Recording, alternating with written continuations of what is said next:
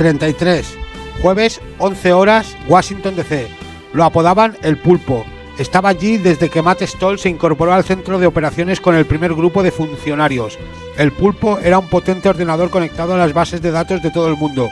Podía obtener información de fototecas, archivos de huellas dactilares del FBI, libros del catálogo de la Biblioteca del Congreso, esquelas de los periódicos de las ciudades importantes de Estados Unidos, cotización de acciones, horarios de trenes y aviones, guías de telefónicas de todo el mundo, efectivos militares de la policía desplegados en la mayoría de las ciudades del país y del extranjero. Pero Stoll y sus colaboradores diseñaron un programa que no solo proporcionaba datos, sino que los analizaba. Un programa concebido por Stoll permitía encuadrar la nariz, el ojo o la boca del rostro de un terrorista y localizarlos en archivos policiales o en medios informativos del mundo. También podía ser ubicado del mismo modo con solo yuxtaponer la imagen a la de una montaña, un horizonte o una playa, un determinado paraje. Dos operadores se turnaban para que el archivo estuviese en servicio las 24 horas del día. Podían abordar 30 operaciones de localización al mismo tiempo. El Pulpo tardó menos de 15 minutos en localizar la fotografía del viceministro de Asuntos Exteriores. La hizo un fotógrafo de la agencia Reuters y la publicó un periódico berlinés 5 meses atrás, con ocasión de la estancia de Hausen en la ciudad para pronunciar un discurso durante una cena organizada por los supervivientes del Holocausto. Al recibir la información, Eddie se soliviantó por la crueldad de quien hubiese supuesto la imagen del rostro de aquel hombre en el videojuego. Esto es Olate Radio. Lo miré fijamente mientras me llenaba la copa de vino. Así que has interceptado nuestra longitud de ondas. Fantástico, estoy almorzando con Nostradamus. No puedes controlar mi mente y nunca has podido. Me niego a creer que estés sentado en un restaurante, en el corazón de Manhattan, discutiendo seriamente sobre la telepatía mental. Bien, si lo prefieres, discutiremos sobre los robos a bancos, puesto que esto te parece más sensato. Eché una ojeada alrededor para preguntarme de qué nadie lo había oído. A Thor no le había llegado demasiado tiempo sacarme de mis casillas. ¿Cómo conseguía siempre ponerme a la defensiva de esa manera? Era como si pudiera leerme el pensamiento y supiera lo que iba a dar en el clavo. Mejor será que hablemos sobre el menú. Insinúe fríamente. Ya he pedido. Me comunico dándole vuelta a la botella de hielo, con el hielo. Como siempre he sostenido, a los niños no se les debería permitir. Tengo 32 años, soy vicepresidente de un banco, le informo, tratando de que parece enojada, y he escogido ya unos cuantos menús por mí misma. Ahora soy una mujer adulta y no tu pequeña protegida. Así que puedes olvidar ese numerito. Sage filosofía.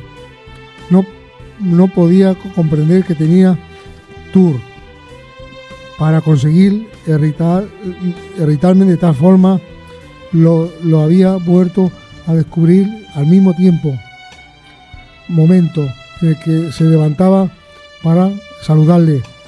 Él era la razón por la que había ido a Nueva York 10 años antes y no le tentaron ofrecer el banco del mundo, al igual que mi abuelo. Tour era quintasecia, el artesano en busca de un pedazo de arcilla. Él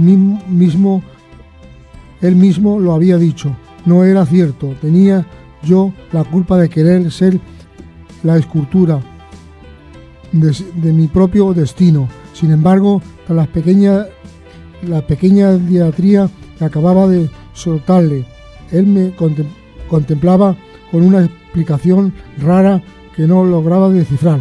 Esto es Orate Lectura. Quizá porque la verdadera patria de un hombre es su niñez. A pesar del tiempo transcurrido, recuerdo siempre con nostalgia la taberna del Turco. Ni ese lugar, ni el Capitán Alatriste, ni aquellos azarosos años de mi mocedad existen ya. Pero en tiempos de nuestro cuarto Felipe, la taberna era una de las 400 donde podían apagar su sed los 70.000 vecinos de Madrid. Salíamos a una taberna por cada 175 individuos, sin contar mancebías, garitos de juego y otros establecimientos públicos de moral relajada o equívoca, que en aquella España paradójica, singular e irrepetible, se veían tan frecuentados como las iglesias y a menudo por la misma gente. La del Turco era en realidad un bodegón de los llamados de comer, beber y arder, situado en la esquina de las calles de Toledo y del Arcabuz, a 500 pasos de la Plaza Mayor. Las dos habitaciones donde vivíamos, Diego Alatriste y yo, se encontraban sobre ella, y en cierto modo aquel tugurio hacía las veces de cuarto de estar de nuestra casa. Al capitán le gustaba bajar y sentarse allí a matar el tiempo, cuando no tenía nada mejor que hacer, que eran las más de las veces. A pesar del olor a fritanga y el humo de la cocina, la suciedad del suelo y las mesas, y los ratones que correteaban perseguidos por el gato, la caza de migas de pan, el lugar resultaba confortable. También era entretenido porque solían frecuentarlo viajeros de la posta, golillas, escribanos, ministriles, floristas y tenderos de las cercanas plazas de la Providencia y la Cebada, y también antiguos soldados atraídos por la proximidad de las calles principales de la ciudad y el mentidero de San Felipe el Real, sin desdeñar la belleza, algo ajada pero aún espléndida, y la antigua fama de la taberna. El vino de Valdemoro, el moscatel o el oloroso de San Martín de Valdeiglesias, amén de la circunstancia oportunísima de que el local tuviese una puerta trasera que daba a una corrala y a otra calle, procedimiento muy útil para esquivar la visita de alguaciles, corchetes, acreedores, poetas, amigos pidiendo dinero y otras gentes maleantes inoportunas. En cuanto a Diego Alatriste, la mesa que Caridad, la lebrijana, le reservaba cerca de la puerta era cómoda y soleada, y a veces le acompañaba el vino desde la cocina con un pastelillo de carne o unos chicharrones. De su juventud, de la que nunca hablaba ni poco ni mucho, el capitán conservaba cierta afición a la lectura, y no era infrecuente verlo sentado en su mesa, solo la espada y el sombrero colgados en un clavo de la pared, leyendo la impresión de la última obra estrenada por Lope. Aquí en Orate Lectura. Bueno, hoy Miriam en Orate Lectura nos va a contar una historia de Cuba y del Día de San Lázaro. Hola, buenos días. Bueno, pues cuento una historia. Resulta que en Cuba existen varios santos, pero el santo de San Lázaro es un santo que para la gente allí es lo máximo. Es una cosa, el que la gente hace muchas promesas de enfermo, promesas de irse del país, promesas muy fuertes, donde la gente a la hora exacta del día 17 salen de diciembre, el 17 de diciembre salen a caminar hasta esa iglesia.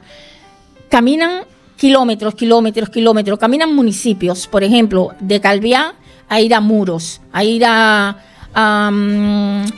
Sóller, a lugares lejos, y lo hacen como hicieron la promesa. Sí, van de rodillas, van caminando de rodillas hasta llegar a ese santo, o van con una piedra atada en la pierna, arrastrándola hasta llegar allí. Muchos no llegan, tienen que llevárselo en ambulancia para los hospitales. Otros con un niño cargado en el hombro y la tía caminando de rodillas. Aquí tengo, que se los puedo mostrar.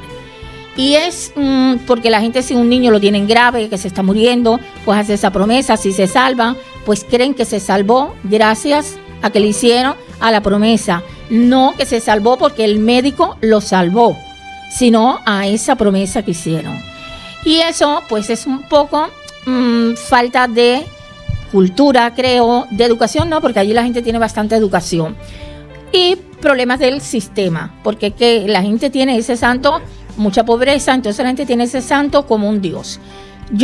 Esto no es una anécdota, esto es una vivencia. Yo misma, cuando vivía en Cuba, pues creía mucho en lo que era la brujería y creía en los santos. Entonces, este santo, en lo que es el catolicismo, es San Lázaro, pero en lo que es la brujería es Babalú.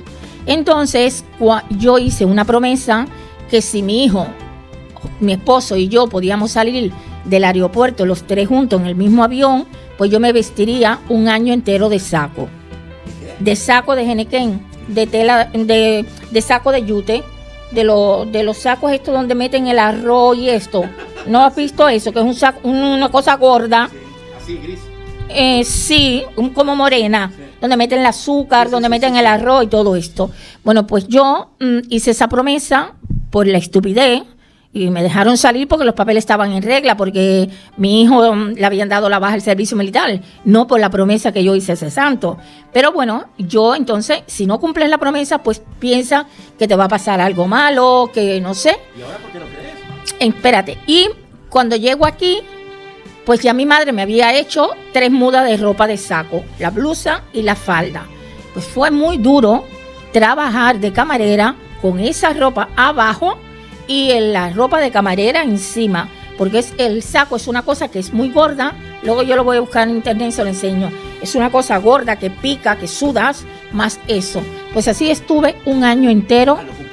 Sí, un año entero aquí. Y un día de San Lázaro, pues fui allí al rincón y llevé esa muda de ropa, porque esa era la promesa. Y entonces yo he vivido esto en carne, de ver a la gente con esa promesa. Y yo ayer pues estaba mirando en Facebook, la gente igual, siguen igual. Va uno barriendo la calle y eso es en asfalto. ¿Y por qué no crees ahora?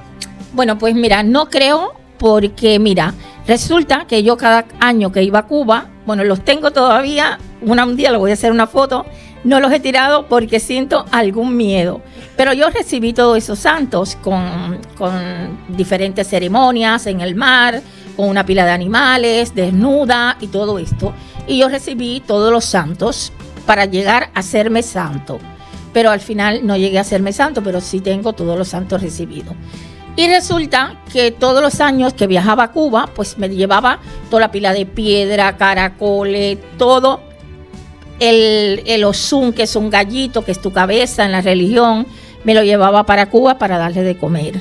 Porque eso se le da de comer. Se matan carneros, se matan chivos, palomas, gallinas, gallo, y toda esa sangre se le da de comer. Y después, con esos animales, se hace comida y se le da a toda la gente que viene.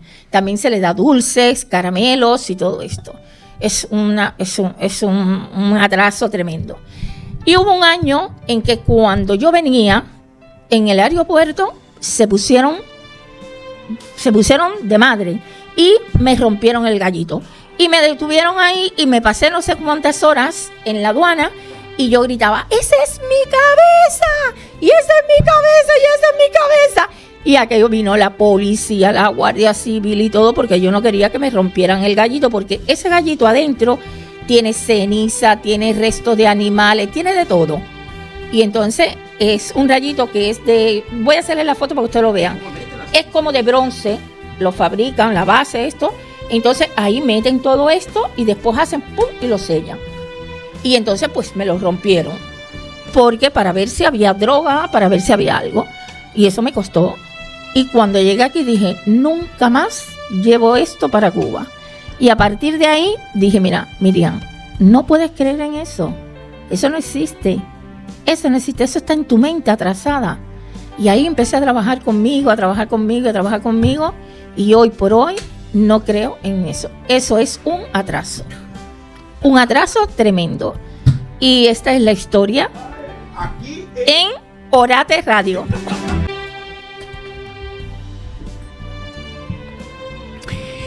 El número era excesivo a los ojos de los panameños, que eran quienes tenían que pagar los gastos, y amenazaron con cancelar la invitación si Somoza no se mostraba dispuesto a reducir el número de integrantes de su delegación. Lo que se dijo en las reuniones, las valorizaciones de Lewis y Luis Pérez de Baile, el primo de Somoza, que había ayudado a llevar a buen fin los encuentros fue que todo había salido mal. Es posible que eso se debiera a que los miembros de la Guardia de Seguridad Personal de Somoza destrozaron las paredes de la casa de Lewis en busca de micrófonos ocultos y otros aparatos de escucha y grabación, lo que hizo que Torrijos pensara que Somoza no se fiaba de él. También es posible que Somoza tratara de aleccionar a Torrijos sobre los riesgos de mostrarse demasiado amistoso con los comunistas, o es posible asimismo que Somoza dijera o hiciese algo que hiera el orgullo de Torrijos. Unos meses más tarde, Somoza telefonó a Lewis, al que conocía ya de antes de la reunión de contadora, y le invitó a que fuera a Nicaragua para almorzar con él. Somoza comenzó aconsejándole que pasara por encima de Torrijos. Somoza me dijo: mira, pues puedes decirle a Torrijos que si desea un trato yo puedo conseguírselo por medio de mi senador, un amigo mío, muy bueno y querido. Tengo mucha influencia en el Senado. No sé si se trata de ser malintencionado o que otra cosa pretendía. Torrijos ni siquiera le hizo caso. Ciertas personas próximas a ambos políticos creen que las diferencias entre ellos se derivaron de una especie de rivalidad y competencia para ganarse el papel de hombre de Washington en el Caribe, o más bien por los intentos de quitarle ese puesto a Somoza.